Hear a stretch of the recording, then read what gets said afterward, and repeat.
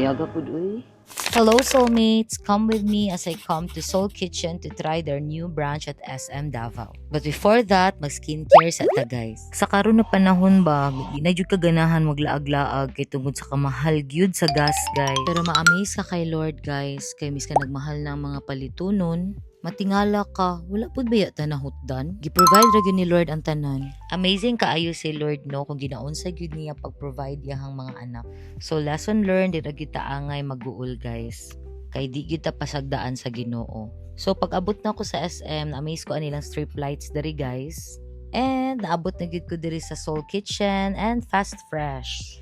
And as usual, nice jud kaayo lang interior diri guys. Same with their other branches. By the way, nana sila tulo ka branches guys, sa Lanang, sa Torres, and here ilahang pinakabag-o sa SM Davao. As you can see, these are the options na pwede nimo ibutang sa imuhang salad.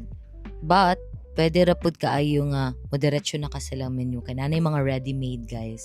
Pagtrantahin na ka guys no, kailangan na gyud ka magpili-pili na gyud sa mong ginakaon.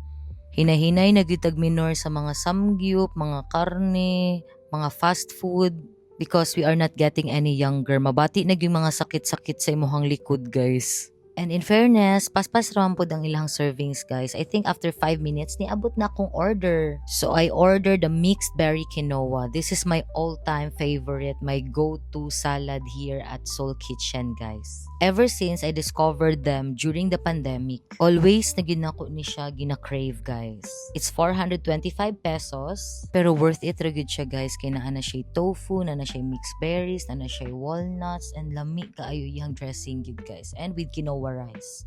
So that's it. Adios!